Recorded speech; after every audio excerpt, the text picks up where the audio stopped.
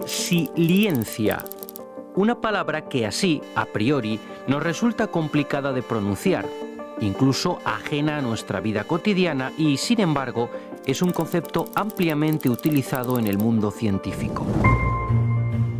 Resiliencia hace referencia a una propiedad de los materiales por la cual un objeto elástico, es decir, un muelle o un resorte, que es sometido a una presión o fuerza determinada, es capaz de, una vez que cesa dicha presión, recuperar su forma original. Pues bien, si trasladamos este concepto al mundo de la psicología y de las ciencias sociales, nos referimos a la capacidad que tienen las personas para resistir y recuperarse ante circunstancias adversas, bien sean estas de carácter individual o psicosocial. Como una capacidad de las personas, una capacidad positiva para poder resistir, aguantar las situaciones más terribles que pueda soportar el ser humano. Resiliencia es una capacidad que todos tenemos de poder afrontar la adversidad y no venirnos abajo, o sea, afrontar la adversidad creando los recursos necesarios para salir incluso fortalecido.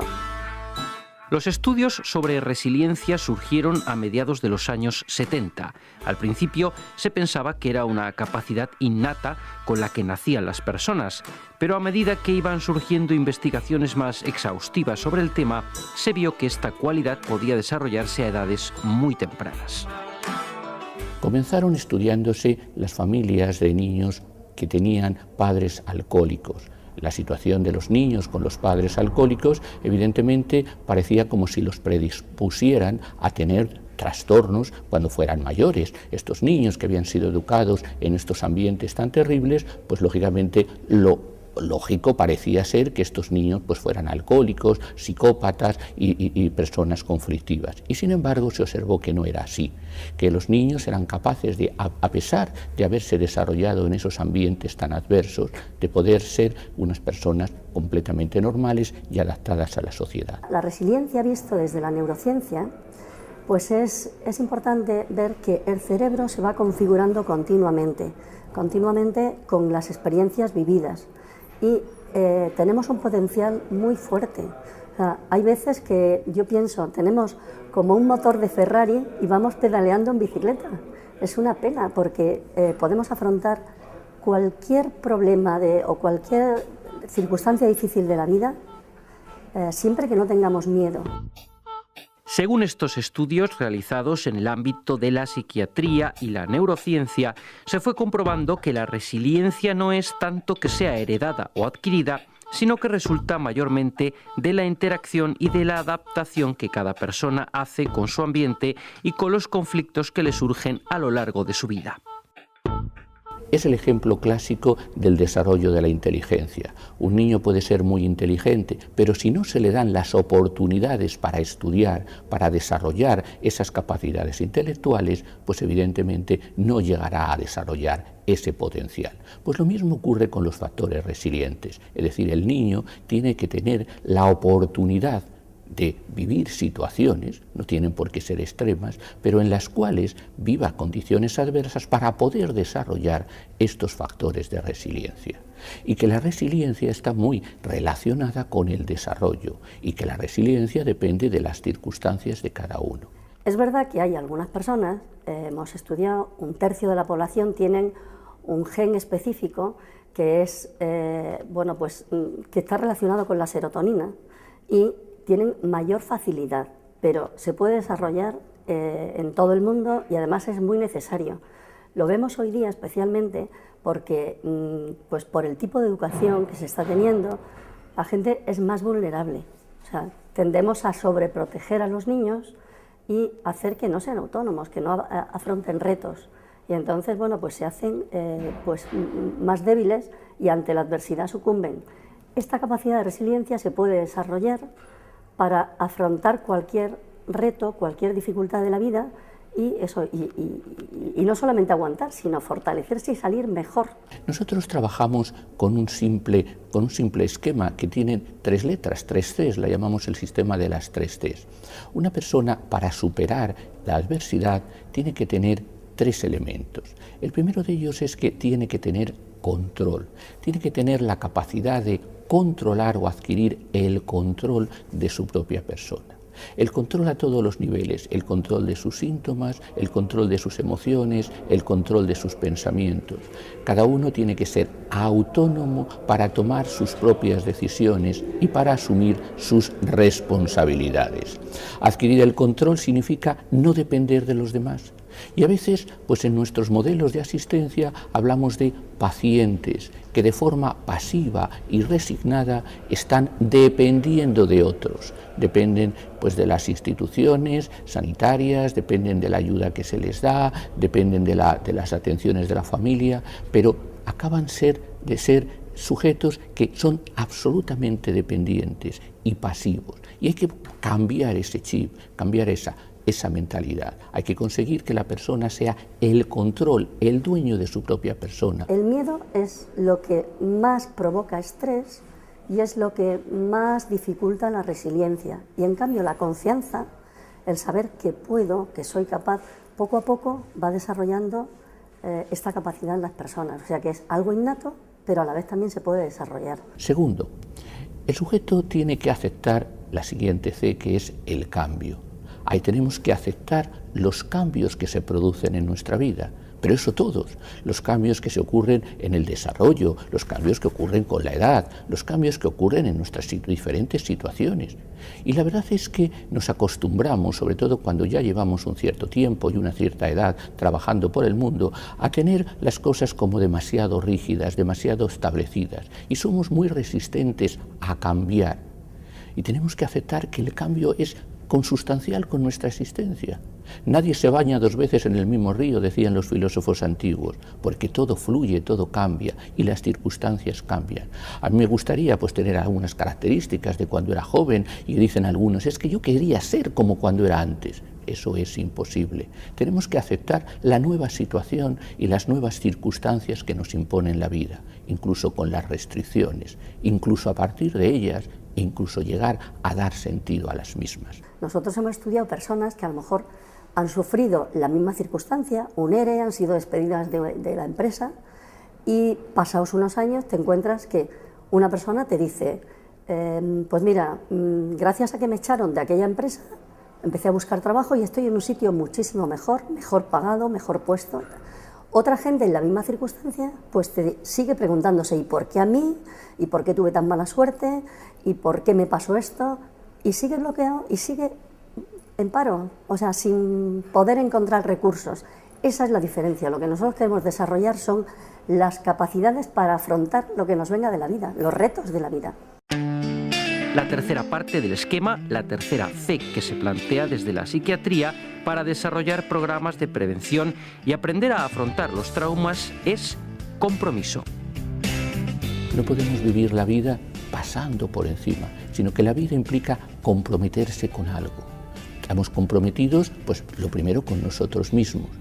Un compromiso con nosotros mismos es llevar una vida digna, una vida con dignidad, una vida en la cual asistimos o seguimos un sistema de creencias, un sistema de valores con los cuales de alguna manera comprometemos nuestra existencia.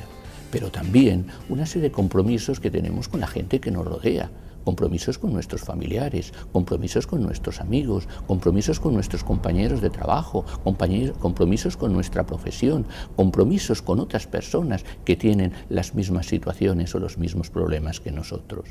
Por eso el asociacionismo, el asociarse con grupos de gentes que están pasando esta misma situación y no aislarse, sino relacionarse, compartiendo con ellos sus inquietudes y sus experiencias, son las vías fundamentales para superar el sufrimiento postraumático. La resiliencia es la confianza, el sentir que personas que tienen una autoridad, pues un padre, un tutor, la madre, una persona que es un punto de referencia, un vínculo importante, reconoce que confía en ti. Eso es lo más importante, o sea, la confianza. Por ejemplo, una variable que hemos visto en nuestros estudios que efectivamente tiene un poder modulador o amortiguador importante es el autoconcepto, la autoeficacia, todo lo que tiene que ver con una percepción positiva de sí mismo, de su eficacia profesional, de sus capacidades. Esta percepción positiva de sí mismo es una dimensión clásica en todos los modelos de resiliencia, ¿no? Otras variables, pues la percepción positiva en general del mundo, el optimismo. Este tipo de estudios sobre resiliencia están dando un giro considerable en las terapias aplicadas para el tratamiento de las personas que sufren de estrés postraumático.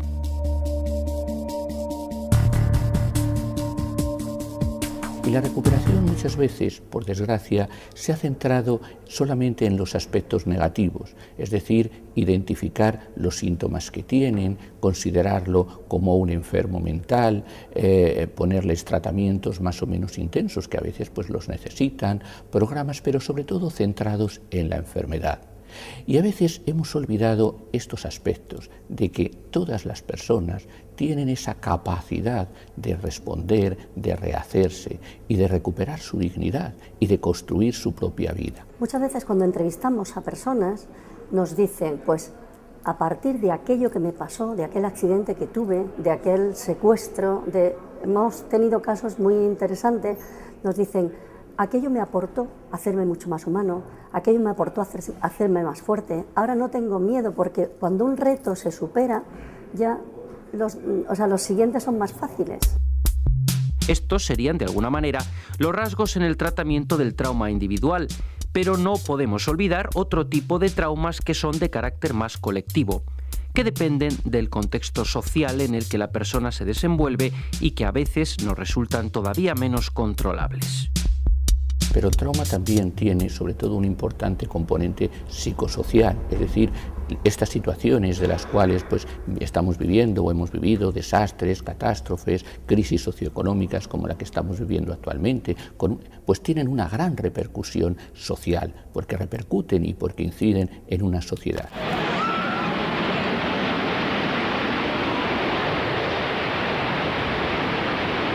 Y una de las características de este tipo de crisis es que acentúan mucho más, ponen de relieve aquellos puntos más débiles, más frágiles, más vulnerables de nuestra sociedad, hasta tal punto que esta crisis que estamos viviendo pues acaba convirtiéndose en una crisis de valores y acaba sometiendo a crítica una serie de aspectos en los cuales pues nosotros creíamos o nos creíamos seguros. El apoyo social es uno de los amortiguadores del estrés por excelencia.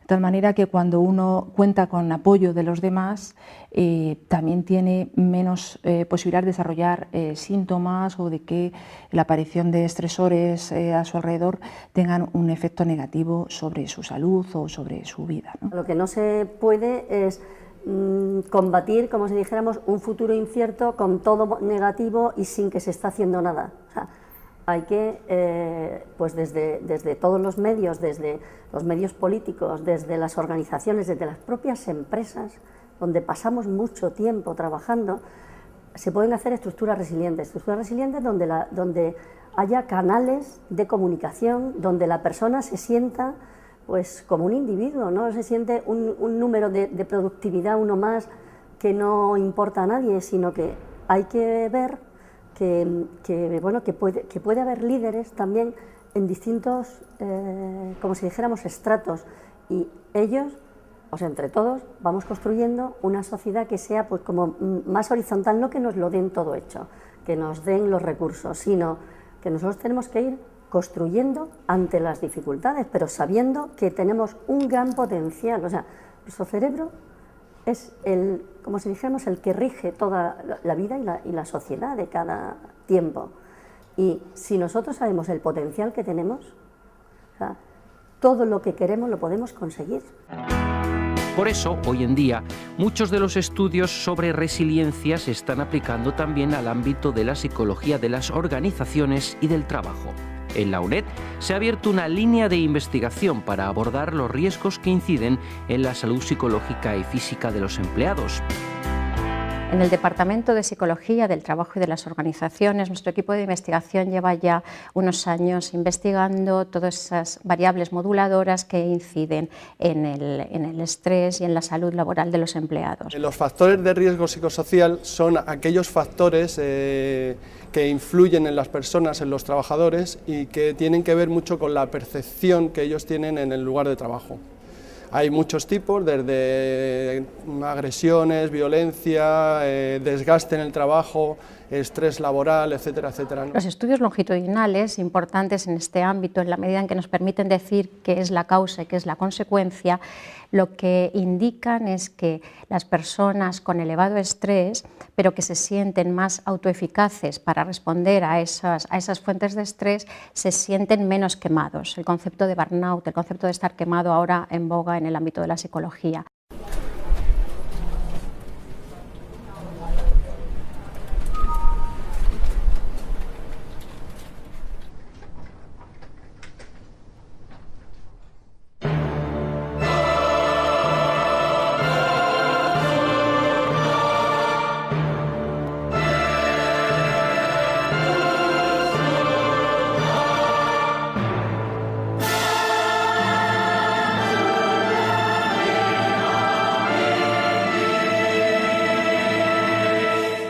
El síndrome burnout es el padecimiento crónico ante situaciones prolongadas de estrés en el trabajo, que implican fatiga, depresión e ineficacia en el desempeño de las tareas asociadas al puesto de trabajo.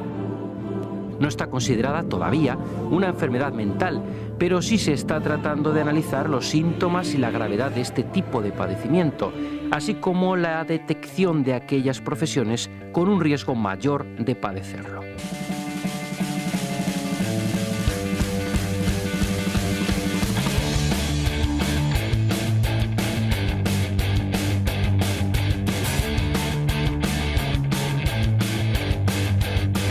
Dentro de la psicología de las organizaciones y concretamente en el estudio de estresores y de factores de protección que podrían constituir lo que es la resiliencia, uno de los colectivos que está expuesto a mayores riesgos o a riesgos más específicos que son inherentes a su propia profesión son los militares, en general los cuerpos y fuerzas de seguridad del Estado, ¿no? Pero nosotros nos hemos centrado mucho en muestras militares.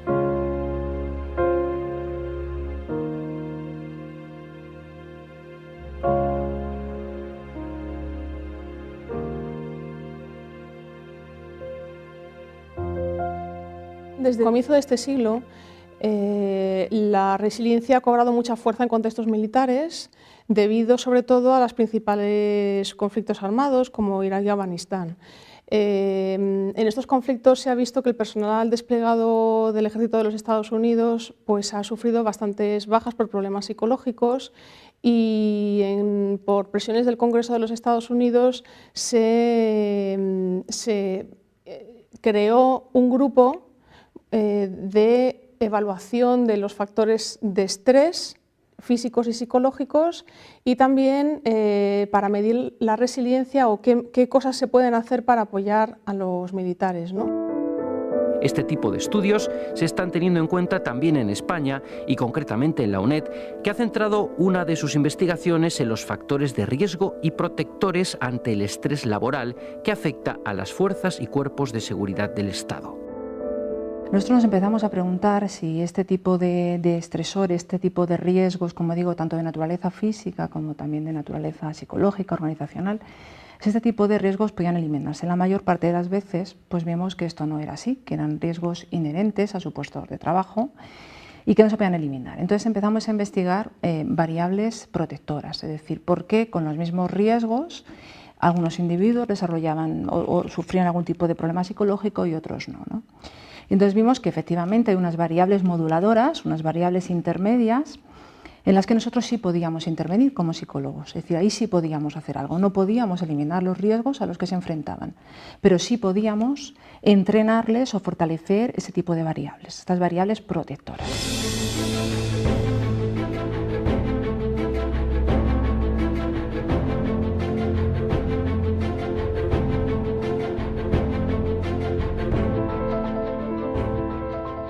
Nuestro trabajo fundamental, o el mío en concreto, trabajamos en la Unidad Militar de Emergencias. Entonces tenemos equipos multidisciplinares de intervención en todo tipo de emergencias.